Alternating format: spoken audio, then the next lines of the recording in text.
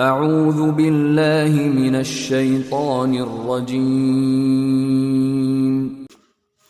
Bismillahirrahmanirrahim. Assalamualaikum warahmatullahi wabarakatuh.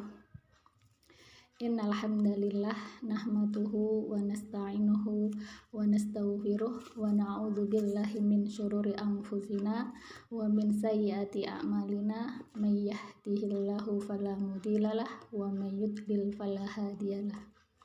Raditu billahi rabba wa bil islami dina wa bi muhammadin nabiyya wa rasulah. Allahumma sholli wa sallim wa barik ala nabiyina Muhammad wa ala alihi wa ashabihi ajma'in. Rabbi ufirli wa liwalidayya wa lil mu'minina yawma yakumul hisab. Amin amin ya rabbal alamin. Alhamdulillah, segala puji bagi Allah Subhanahu wa taala. Bagaimana kabar teman-teman semuanya di hari ini, hari Jumat? Kalau saya lihat di kalender saya, hari ini itu Jumat yang kelima di bulan Rabiul Akhir, seperti itu. Dan tentunya Jumat terakhir ya untuk bulan Rabiul Akhir, seperti itu. Semoga teman-teman semuanya hari ini cuaca di luar sana habis hujan ya, jadi di rumah terasa sejuk-sejuk, bikin enak tidur, bikin enak makan, seperti itu. Dan semoga teman-teman juga merasa seperti itu ya, bersyukur atas nikmat hujan yang Allah turunkan di hari ini, hari Jumat yang diberkahi, seperti itu ya. Dan jangan lupa di tengah-tengah syukur kita untuk selalu mengingat kondisi saudara-saudara kita yang lainnya yang sedang tidak enak. Misalkan yang ada di Palestina kayak gitu, itu paling mudah ya. Kalau bagi saya paling mudah untuk menumbuhkan rasa syukur itu apa? Kita mengingat saudara kita yang lagi dijajah kayak gitu. Sehingga kita jadi bersyukur, kemudian menikmati syukur itu untuk melakukan kebaikan kayak gitu. Menikmatinya untuk melakukan kebaikan dan tidak ada niatan, tidak membuat wacana-wacana yang kemudian itu wacana yang misalkan menghalalkan sesuatu yang diharamkan oleh Allah, seperti itu ya. Jadi kalau saya sempat baca judul berita aja ya, nggak sempat baca isinya sih teman-teman ya. Itu ya, kita semua berlindung secara personal, kita berlindung kepada Allah Subhanahu wa taala supaya kita tidak punya wacana. Kenapa? Karena wacana itu bagian dari niatan kayak gitu ya. Niatan untuk misalkan buat wacana untuk memberikan suapan atau kemudian minuman dari sesuatu yang diharamkan oleh Allah, entah itu untuk dicoba atau hanya untuk berwacana aja. Semua kita nggak ada seperti itu, apalagi tataran sebuah negara seperti itu ya. Tentunya kita tidak berharap ya para pemangku kebijakan di negara kita kayak gitu ya, di Indonesia ini kayak gitu, membuat wacana-wacana yang di situ akan menghalalkan sesuatu yang diharamkan oleh Allah demi menghidupi rakyatnya kayak gitu. Misalkan menjadikan pajak dari judi online seperti itu. Judi online boleh asalkan ada pajaknya, itu kan meskipun itu wacana, itu ada sebuah niatan ya. Dan seorang mukmin jangan sampai ada niatan untuk melakukan suatu kemaksiatan kayak gitu. Kalau mungkin terbersit, segera dihapus niatan itu, wacana itu segera dihapus, sehingga iman kita nggak abu-abu kayak gitu ya. Jadi keimanan kita kepada Al-Quran itu nggak abu-abu, murni kayak kita meyakini judi itu haram baik online maupun offline. Maka ya jangan berwacana kayak gitu untuk kemudian menjadikan penghasilan dari negeri ini kayak gitu dari sesuatu yang diharamkan, padahal yang haram itu padahal yang halal itu melimpah ruah kayak gitu ya. Tinggal bagaimana kemudian seluruh SDM yang ada itu dioptimalkan seperti itu, dan tentunya mereka yang telah memiliki banyak ilmu itu paham akan hal itu kayak gitu. Dan kita sebagai rakyat biasa ya bagian dari muhasabah kayak gitu ya kepada para pemangku kebijakan ataupun secara personal kita pribadi untuk kemudian tidak membuat wacana-wacana yang padahal itu bagian dari sebuah niatan. lebih baik membuat wacana yang itu baik kayak gitu, sehingga itu diwujudkan oleh Allah dalam kebaikan, sehingga rakyat di negeri ini dikasih suapan demi suapan itu dari sesuatu yang dihalalkan oleh Allah, dan keberkahan itu bukan sesuatu yang ilusi kayak gitu, karena semuanya ada niatan baik untuk kemudian mengambil yang baik dari apa-apa yang telah Allah anugerahkan di alam semesta ini, seperti itu. Ya itu prolog aja ya teman-teman ya. Semoga kita semuanya oleh Allah selalu dibimbing untuk mentaati Allah Subhanahu wa taala dan Rasulnya. Amin amin ya rabbal alamin. Teman-teman rahimakumullah, hari ini kita lanjutkan kajian on pasca Ramadan kita pada poin 45, yaitu masuk rumah orang lain tanpa izin, dan nanti bila waktu cukup poin ke-46, yaitu berbisik empat mata dan membiarkan orang ketiga. Insyaallah ya, kita bahas dua itu. Kalau nggak cukup ya satu aja kayak gitu ya. Dari 64 dosa yang semoga oleh Allah kita diizinkan untuk sampai habis, sampai selesai ya, sampai poin ke-64 kayak gitu. Amin amin ya rabbal alamin. Kita bahas sekarang poin ke-45, yaitu masuk rumah orang lain tanpa izin. Kalau teman-teman buka di bukunya Syekh Muhammad Sholih Al-Munajjid, di buku dosa-dosa yang dianggap biasa, itu poin ke-45 itu bunyinya bukan masuk rumah orang lain tanpa izin ya, tapi melongok rumah orang lain tanpa izin kayak gitu. Nah, di sini saya pakai kata yang lebih general, yang lebih umum, yaitu masuk rumah orang lain tanpa izin ya. Jadi kalau menurut saya ya teman-teman semuanya, masuk itu bisa masuk badannya, seluruh badannya masuk kayak gitu ya. Bertamu dengan seluruh badannya kayak gitu, dan bisa juga bertamu hanya pandangannya saja kayak gitu ya. Jadi bertamu pandangan saja itu kan, misalkan kita bertamu ke rumah orang kayak gitu ya, sambil menunggu dibukakan pintu atau diizinkan untuk masuk, itu kan pandangan kita bisa masuk ke dalam rumah itu ketika rumah itu dibuka, atau kemudian kita intip kayak gitu ya.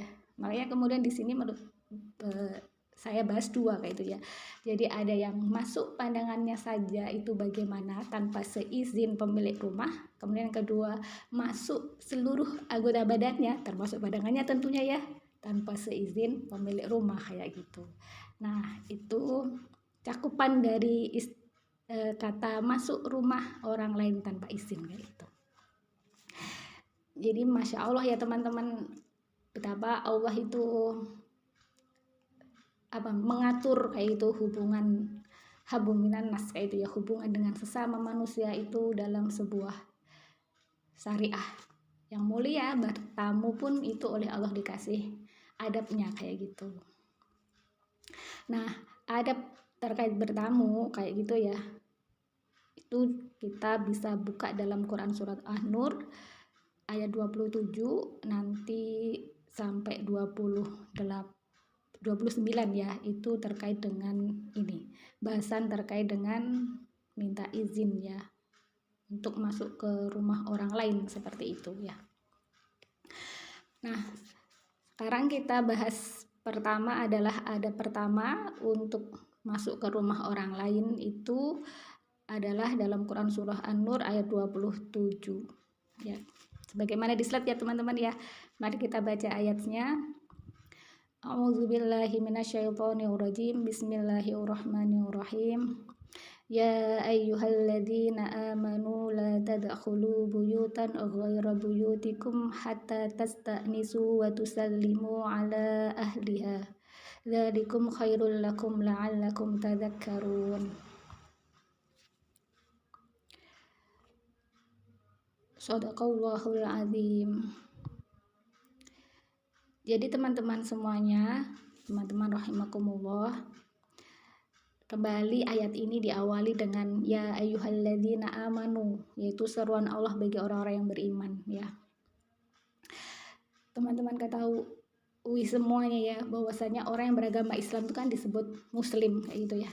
Tapi sepengetahuan saya ya teman-teman ya, dalam Al-Quran itu tidak saya temukan kayak gitu ya, yang di situ suruhan Allah wahai orang-orang Islam kayak gitu ya, ya ayyuhal muslim gitu tuh belum saya temukan gitu ya.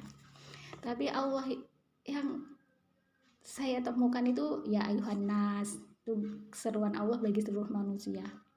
Kemudian ya ayyuhalladzina amanu seperti ayat ini, seruan bagi seluruh orang-orang beriman kayak gitu. Terus kemudian ya Bani Adam, yaitu seruan bagi seluruh anak Bani Adam. Kemudian apalagi yang satunya, ya itu ya diantaranya yang ya ayyuhal muslim itu ya, maksudnya itu seruan kepada orang muslim itu nggak ada gitu ya. Kenapa kayak gitu ya? Karena muslim sama mukmin itu tingkatannya berbeda kayak itu. Kalau teman-teman pernah dengar Islam KTP, itu kan dia mengaku Islam tapi KTP-nya doang kayak gitu ya. Kalau Rasulullah dalam sebuah hadisnya itu pernah menyebut berislam secara lisannya tapi tidak masuk ke dalam hatinya kayak gitu. Akhirnya bentuk Islamnya dia tadi itu tidak direalisasikan dalam amal soleh kayak gitu.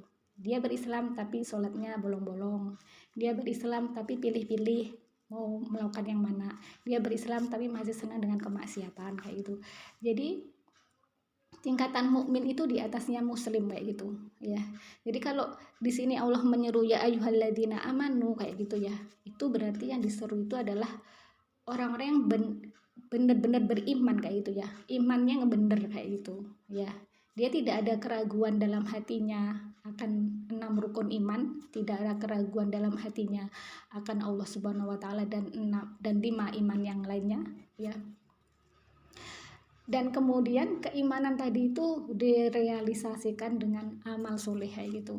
Jadi kalau teman-teman baca Quran kan seringnya ketemu ayat innalladzina amanu wa amilus sholihat. Jadi seringnya orang-orang beriman ya dan beramal soleh itu beriman dan dikaitkan dengan amal soleh kayak gitu. Jadi nggak bisa dikatakan beriman kalau kemudian tidak ada amalnya kayak itu, baik itu amal kepada Allah maupun amal yang berkaitan dengan dia, dengan sesama manusia dalam merealisasikan syariatnya Allah ataupun atas dia sendiri seperti itu ya. Jadi ini jelas ayat ini yang diseru oleh Allah adalah orang-orang yang beriman kayak gitu. Dan semoga saya dan teman-teman semuanya yang menyimak kayak gitu ya, kita oleh Allah dikategorikan sebagai orang-orang yang beriman sehingga kita termasuk kategori orang yang diseru di ayat An-Nur ayat 27 ini kayak gitu. Amin amin ya robbal alamin. Kita lanjutkan ya bahasanya ya teman-teman ya.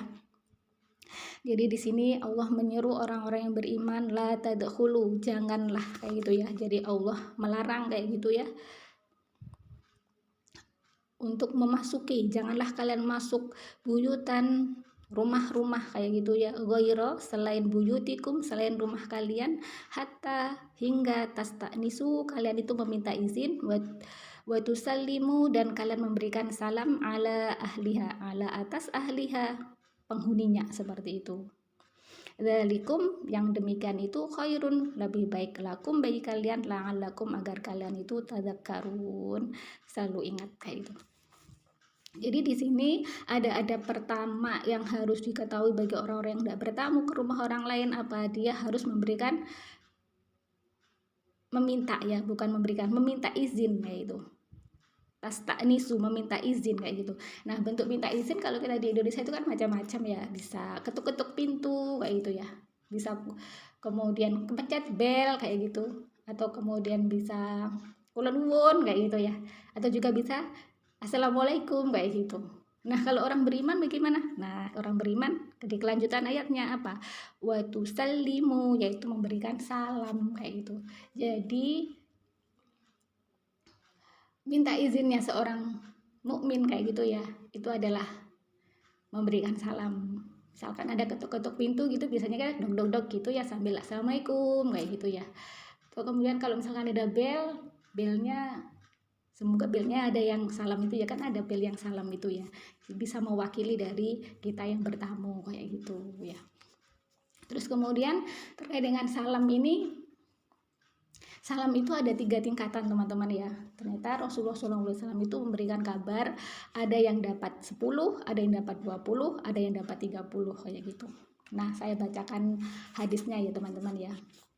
Diriwayatkan dari Imran bin Husain radhiyallahu anhu, dia menceritakan ada seorang laki-laki datang kepada Nabi SAW lalu mengucapkan Assalamualaikum. Maka beliau menjawabnya dan setelah itu duduk. Kemudian beliau berkata 10 kayak gitu. Selanjutnya datang yang lain seraya mengucapkan salam Assalamualaikum warahmatullahi. Maka beliau pun menjawabnya dan kemudian duduk. Lalu beliau berkata 20 kayak gitu. Setelah itu ada orang lain lagi yang datang seraya mengucapkan Assalamualaikum warahmatullahi wabarakatuh. Maka beliau pun menjawabnya dan kembali duduk. Lalu beliau berkata 30. Hadis riwayat Abu Dawud dan Tirmidzi. Jadi kalau teman-teman mau dapat 30, salamnya harus lengkap. Kalau mau dapat 10, Assalamualaikum. Mau dapat 20, Assalamualaikum warahmatullahi wabarakatuh ya.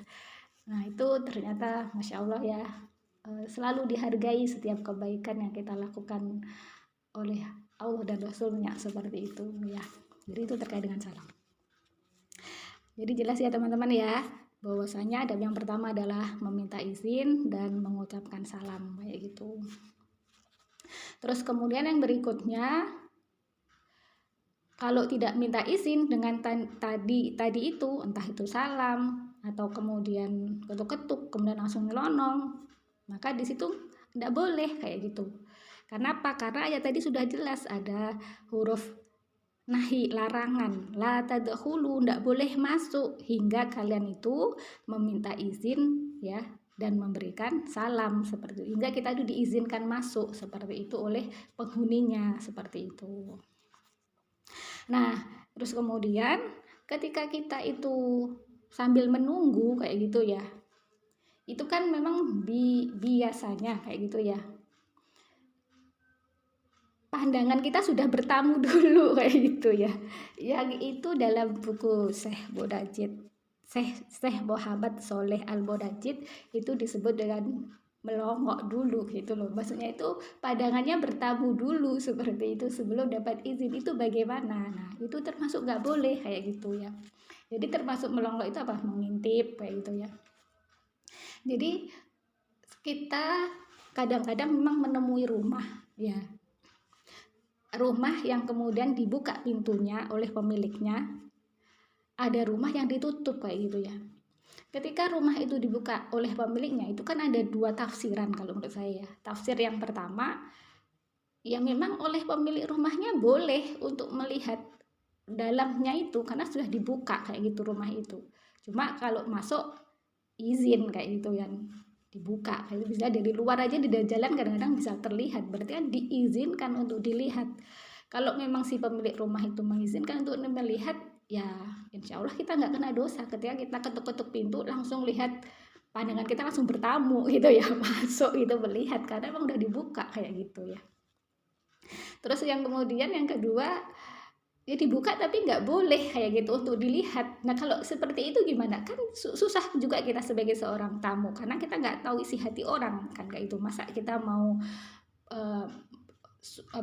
berprasangka kayak gitu. Daripada berprasangka maka ya memang kita nggak melawak, tapi kadang-kadang juga kita lihat juga kayak gitu loh ya. Kan pintu itu ketuk-ketuk, pintunya dibuka kayak gitu, kita ketuk-ketuk nggak secara sengaja pun kadang-kadang kita bisa melihat dalamnya kayak gitu ya. Terus kemudian yang kedua, pintunya tertutup. Kalau pintunya tertutup kan udah jelas si pemilik rumah bisa ditafsirkan nggak menginginkan kayak gitu untuk kemudian dilihat apa-apa yang ada di dalamnya kayak gitu ya. Tapi kadang-kadang kita intip-intip lewat jendela, ada nggak orangnya, sambil nunggu jawaban kayak gitu ya. Jadi teman-teman ya, terkait dengan Quran surah An-Nur ayat 27 itu ada sebab nuzulnya kayak gitu ya. Saya bacakan sebab nuzulnya ya. dari Adi bin Sabit berkata bahwa ada seorang perempuan dari Ansor menghadap Rasulullah SAW dan berkata, "Wahai Rasulullah, ketika aku berada di rumah, ada suatu keadaan yang tidak ingin dilihat oleh siapapun. Namun ada saja kerabatku yang masuk ke rumah. Apa yang harus aku perbuat?" Maka Allah menurunkan Quran Surah An-Nur ayat 27 kayak gitu ya. Jadi ini bisa jadi rumahnya ditutup tapi karena kerabat masuk aja nyelonong kayak gitu ya. Jadi seperti itu, turun ayat 27 ayat Quran surah dari An-Nur ini kayak gitu. Jadi meminta izin dan memberikan salam kayak gitu. Jadi kalau ada pandangan tadi itu, pandangan kita yang bertamu dulu seperti itu ya, entah karena pintunya dibuka, kita kan nggak tahu ya pintu dibuka itu boleh dilihat atau enggak, tapi bisa kita tafsiri itu jelas boleh dibuka karena sengaja kan dibuka seperti itu ya. Berarti di sini kalau pintu tertutup terus kemudian kita intip-intip kayak gitu ya, mengintip dari jendela kayak gitu ya, ada orang enggak, maka itu bisa terkena hadis Rasulullah SAW kayak itu ya. Jadi Rasulullah SAW itu bersabda, barang siapa yang melongok rumah suatu kaum dengan tanpa izin mereka, maka halal bagi mereka mencongkel mata orang tersebut. Hadis riwayat Muslim.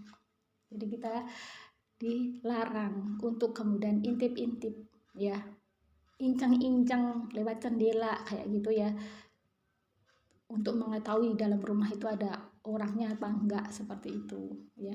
Jadi ini saya kerucutkan pada kondisi rumah yang di situ ditutup pintunya kayak gitu, yang kemudian kita haram untuk kemudian melongok atau kemudian intip-intip dari jendela kayak gitu. Kalau rumah itu dibuka, ya itu memang sengaja oleh pemilik rumahnya untuk kemudian dibuka. Jadi kalau kita bertamu masih di depan pintu kemudian kita melihat, ya insya Allah dalam kondisi seperti itu kita tidak terkena hadisnya Rasulullah SAW ini. Kenapa? Karena pemilik rumahnya sudah membuka dan kita kan nggak bisa membaca hati dia membolehkan apa enggak. Tapi fakta yang kita hukumi rumahnya itu dibuka seperti itu, sehingga kalau secara tidak langsung pun kita melihat insya Allah kita tidak terkena hadisnya Rasulullah SAW tadi itu kayak gitu. Jadi begitu sangat menjaganya Islam terkait dengan kehormatan orang yang ada di dalam rumah, karena memang rumah itu adalah tempat di mana para penghuni di situ tuh boleh melepaskan baju-baju mereka kayak gitu ya, maksudnya melepaskan kerudung, jilbab, sehingga auratnya bisa dilihat oleh sesama mahram yang ada di dalam rumah itu seperti itu, sehingga nggak boleh intip-intip. Nanti kalau kita intip-intip pas di dalam itu orangnya lagi nggak berkerudung, yang perempuan, dosa kita kayak gitu kan ya, kecuali kalau ya dosa kayak gitu. Maka kemudian bagi teman-teman semuanya ataupun saya juga menasihati diri saya sendiri, kalau kita membuka pintu rumah kita kayak gitu, misalkan khusus untuk ruang tamu, kasih batas ruang tamu dengan ruang tengah dengan tirai kayak gitu, sehingga kita ketika nggak pakai kerudung pun ketika ada tamu itu tidak bisa melihat aurat kita karena ada tirai pembatas tadi itu ya. Kalau tidak ada tirai kemudian tetap dibuka, ya harus berkerudung, menutup auratnya ya, berkerudung, berjilbab, sehingga ketika ada orang yang lewat atau orang yang bertamu itu tidak melihat aurat kita. Itu konsekuensinya bagi kita kalau membuka rumah kita kayak gitu. Kalau rumahnya ditutup, kita kan aman-aman aja kayak itu ya, nggak akan diketahui aurat kita ketika kita tidak menggunakan menutup aurat seperti itu. Nah begitu ya teman-teman rahimakumullah ya, terkait dengan bertamu dengan badan dan pandangan tadi itu, pembahasannya seperti itu. Nah sekarang kita lanjutkan lagi. Terus kemudian batasan meminta izin itu berapa kali kayak gitu, ketuk-ketuk mengucapkan salam tadi itu berapa kali kayak gitu ya. Itu dijelaskan dalam hadis muttafaqun alaih ya, dari Abu Musa al-Asy'ari kayak gitu ya, bahwasanya Rasulullah SAW itu bersabda, al-isti'danu salasun fa in udina laka wa illa farji kayak gitu. Apa itu artinya ya? Meminta izin itu salasun 3, maksudnya sebanyak 3 kali kayak gitu. Fa'in, maka jika udina diizinkan, laka, maka bagimu, artinya kamu punya hak untuk masuk rumah kayak gitu. Wa illa, dan jika tidak kayak gitu, farji, maka balik, pulang kayak gitu. Jangan ngeyel masuk ke rumah itu kalau nggak ada kayak itu. Nah, itu dijelaskan juga dalam Quran surah An-Nur ayat 28, kelanjutan dari ayat tadi itu yang 27 ya. Di situ Allah berfirman, kelanjutan dari ayat 27 tadi itu ya. Fa illam tajidu fiha, maka jika tidak kalian temukan fiha di dalamnya itu ahad dan satu orang pun kayak gitu, fala tadkhuluha, maka janganlah kalian masuk kayak gitu. Wa in qila lakum, jadi dan jika dikatakan gini ya teman-teman ya, fa illam tajidu fiha ahadan, maka jika tidak ada satupun ya orang di dalamnya, fala tadkhuluha, maka janganlah kalian masuk hatta yu'dana, hingga kalian tuh diizinkan lakum bagi kalian. Wa in qila lakum urji'u farji'u ya, dan jika dikatakan kepada kalian itu kembalilah, maka ya kembalilah kayak gitu. Maksudnya si pemilik rumah itu tidak berkehendak untuk menerima tamu, ya balik kayak gitu ya. Jadi kalau misalkan kita bilang assalamualaikum, waalaikumsalam, mohon maaf lagi tidak menerima tamu, ya pulang ya meskipun ada jawaban kayak gitu ya. Apalagi kalau nggak ada jawaban, ya pulang kayak gitu ya. Oh ya teman-teman, ini tambahan aja ya. Jadi ada sebuah riwayat bahwasanya ketika kita bertamu, terus kemudian tuan rumah itu bertanya siapa itu kayak gitu ya, siapa di luar kayak gitu, maka kemudian kita harus menjawab nama kita kayak gitu ya. Karena Rasulullah itu nggak senang kayak gitu ketika ada tamu kemudian ditanya siapa itu, saya kayak gitu tuh Rasulullah nggak senang kayak gitu loh. Tapi Rasulullah senang ketika ditanya siapa itu, langsung menyebutkan namanya fulan, si fulan kayak gitu. Jadi kalau kita bertamu ketika ditanya oleh orang siapa itu, kita jawab nama kita atau posisi kita, Pak D, Pak Le atau siapa kayak gitu, sehingga yang di dalam itu kira-kira dibukakan nggak ya, diterima nggak ya tamu itu kayak gitu loh. Jadi kalau tahu kan jelas. Kalau sudah tahu dan mohon maaf nggak terima, ya gimana lagi, ya pulang ya. Ya meskipun sebel juga ya, ini mau bertamu beneran ditolak kayak gitu ya. Ya itu teman-teman ya. Jadi batasannya 3 kali. Jadi kalau sudah 3 kali ya sudah ya, jangan terus ketek-ketok kayak gitu. Terus kemudian berikutnya, bila mau pulang kayak gitu ya harus minta izin. Jadi kalau pulang, izin pulang itu nanti bisa dibuka dalam Quran surah An-Nur ayat 62, itu terkait dengan Rasulullah SAW ya. Kalau bertamu dengan Rasulullah SAW, pulang juga harus minta izin, apalagi kita sama manusia biasa juga harus minta izin kalau pulang. Ya pembicaraan selesai, habis itu ngundul aja gitu ya, jangan kayak gitu ya. Terus kemudian berikutnya, ini sekalian untuk hak tamu kayak gitu ya. Kalau tamu tadi ketika terima kayak gitu, maka tamu itu punya hak kayak gitu ya. Teman-teman bisa buka dalam hadis arba'in, itu kan Rasulullah SAW berfirman, Rasulullah SAW bersabda ya, man kana yu'minu billahi wal yaumil akhir falyukrim doifah kayak gitu ya. Barang siapa yang dia beriman kepada Allah dan hari akhir, maka hendaklah dia memuliakan tamunya kayak gitu. Memuliakan tamu itu dengan apa ya, kita sumringah menerimanya ya, senang hati menerimanya, jangan cemberut kayak gitu. Terus kemudian berikutnya kita usahakan dimuliakan itu apa ya, diberi suguhan yang sekiranya ada di rumah kayak gitu ya. Kalau menurut Rasulullah itu sampai dicari-carikan teman-teman untuk menyuguhin tamu itu, baik dia muslim maupun non muslim, itu Rasulullah berusaha untuk mencarikan suguhan untuk tamu kayak gitu ya. Kalau kita misalkan adanya air ya kita suguhkan air kayak gitu ya. Kalau mau ditambah dengan hidangan carikan, kalau enggak cukup dengan ya enggak apa-apa, yang penting kita muliakan tamu itu kayak gitu. Terus kemudian dimuliakan juga apa, ketika diajak ngomongin sesuatu yang itu mengandung maksiat ya, mengajak kepada hal yang itu tidak diridhai oleh Allah pembicaraannya, maka kita hentikan, kita tidak mengikutinya kayak gitu. Jadi memuliakan tamu itu tidak selalu kita mengikutin apa kehendak tamu itu ya. Kalau kehendaknya buruk ya kita sebagai tuan rumah menghentikannya seperti itu. Itu bagian dari ini menasehati dalam kebaikan dan kebajikan seperti itu. Terus berikutnya apalagi ya teman-teman? Oh iya, kalau rumah tak berpenghuni ya. Berikutnya untuk rumah tak berpenghuni itu diterangkan dalam Quran surah An-Nur ayat 29 ya. Dari Quran surah An-Nur ayat 29 itu turunnya ada sebab nuzul ya. Jadi saya bacakan sebab nuzulnya ya. Jadi dari Muqatil bin Hibban berkata, pada saat turun ayat tentang permohonan izin ketika akan masuk rumah, yaitu Quran Surah An-Nur ayat 27, Abu Bakar berkata, bagaimana halnya dengan para pedagang Quraisy yang bolak-balik berniaga antara Mekah, Madinah, dan Syam? Di sana mereka singgah di perjalanan. Apakah mereka harus meminta izin dan mengucapkan salam, sedangkan rumah itu tidak berpenghuni? Maka turunlah Quran Surah An-Nur ayat 29. Hadis riwayat Ibnu Abi Hatim. Ayatnya bagaimana bunyinya? A'udzubillahi minasyaitonirrajim. Bismillahirrahmanirrahim. Laisa 'alaikum junahun an tadkhulu buyutan ghaira maskunatin fiha mata'ul lakum wallahu ya'lamu ma tubduna wa ma taktumun.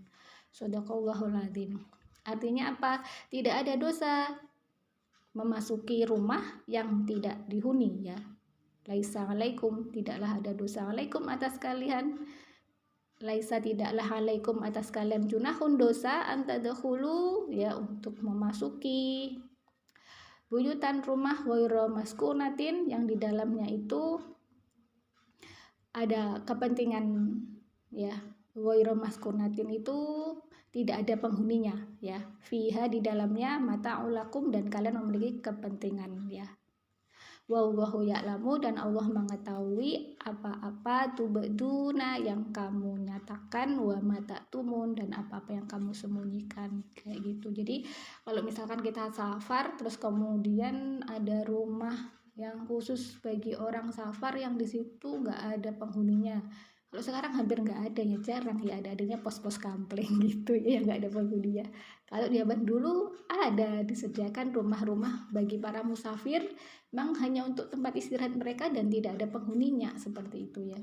Ya sebagaimana dalam sebab nuzul ayat tadi itu ya diceritakan terkait dengan oleh Abu Bakar tadi itu ya.